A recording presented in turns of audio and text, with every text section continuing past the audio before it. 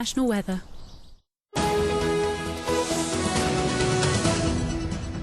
Good evening, I'm Charlene White. Campaigners are urging the government to reject a report that says Lewisham Hospital should sacrifice services for the sake of a debt-ridden healthcare trust. The plan calls for it to lose its maternity and AE units and to help South London Healthcare NHS Trust, even though Lewisham isn't controlled by the trust. Our health correspondent Liz Wickham reports.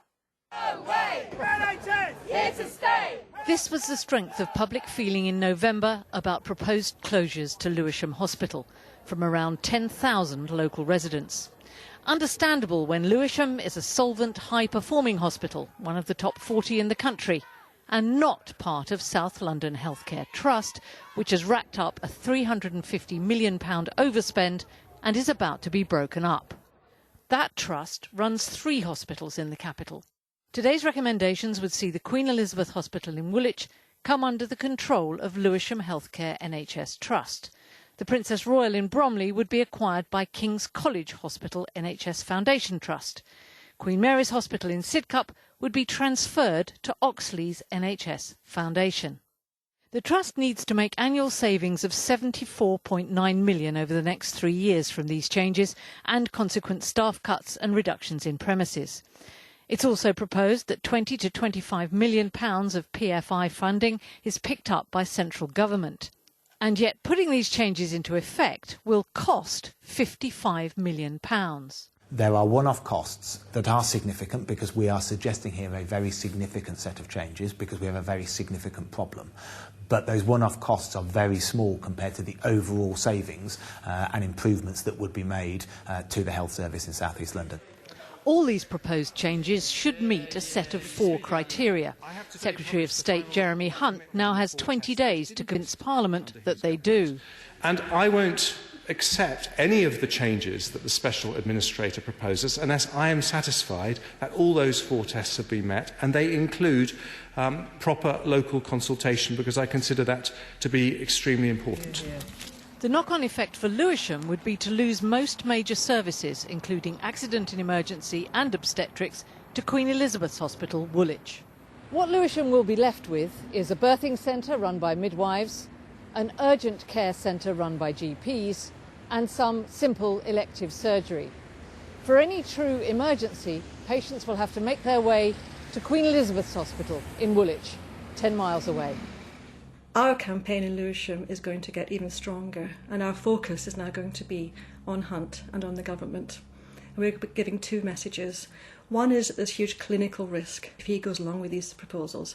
Secondly, there's a political risk, because the government keeps saying that changes to hospital reconfigurations have to have clinical support and have to have patient support. It has neither. Liz Wickham reporting there. The 13-year-old girl who died in a crash involving a car which is being chased by police in Bermondsey has today been named as Victoria Vass. She was with her parents and 4-year-old brother when their Volkswagen collided with a Peugeot which was being pursued by a marked police car on Sunday evening.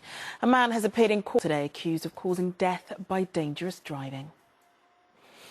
Rail bosses have published a comprehensive 5-year business plan today, yet one crucial question remains unanswered for Londoners. What are they going to do with Waterloo International Station? It was once a gateway to London for millions of passengers arriving on the Eurostar, but it's been virtually idle since it closed in 2007. More now from our political correspondent Simon Harris. For a brief moment in time, this building represented all that was glamorous about international travel, a modern architectural wonder on London's South Bank and the gateway to Europe. But today, Waterloo International is a pale, shabby shadow of its former self. Yet the mainline station next door is the busiest in Britain and bursting at the seams.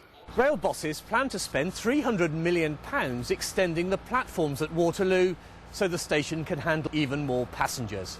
Yet in there are 5 of the longest platforms in Britain, deserted and unused.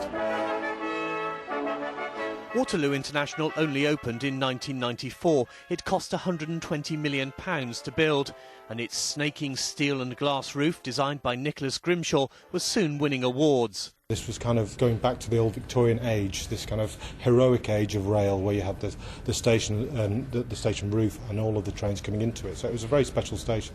But 5 years ago, the trains suddenly stopped. A revamped St Pancras became London's new Eurostar terminal. Since then, Waterloo International has been used as a theatre to host a live performance of the Railway Children, and not much else. It's particularly disappointing that they haven't managed to bring back the 5 Waterloo platforms that are sitting there idle, costing the taxpayer money, while commuters are sat outside Waterloo Station in their trains waiting for a platform. Despite a multi-billion-pound investment plan for the railways announced today, there's still no clear timetable for reopening the international station. The government has commissioned a feasibility study into the cost of removing customs and immigration facilities. We've got an international railway station that just isn't suitable for suburban services, but absolutely we're focused on making it suitable, and we're doing that as quick as we can. Can you guarantee that it will be fully open before the end of 2019? I can't guarantee it, but I'm going to give it my best shot. And even if it does reopen in 2019, Waterloo International will have been in mothballs for more than a decade. Simon Harris, London Tonight, Waterloo. A man who resigned as one of Boris Johnson's deputy mayors is back on City Hall's payroll. Ray Lewis was forced to quit in 2008 after allegations of misconduct, which he denied. And Boris Johnson has launched a new scheme aimed at providing free, healthy breakfasts for thousands of London schoolchildren. It will see school breakfast clubs established in areas like Hackney, Lambeth and Tower Hamlets. Last year, it was revealed that more than half of London's teachers were so concerned about pupils going hungry, they were using their own money to buy them food. OK, let's take a look at the weather now. Here's Martin Stew.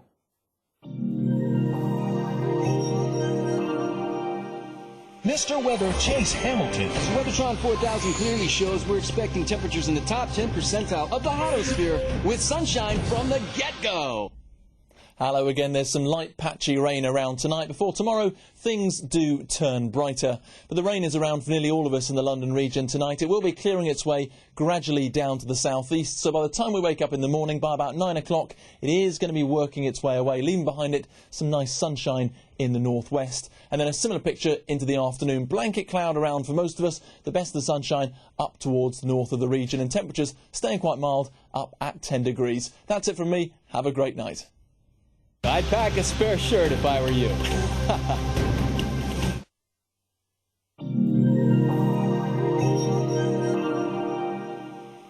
OK, that's it from us. We're back on air tomorrow morning with updates during daybreak. So we'll see you then. Good night.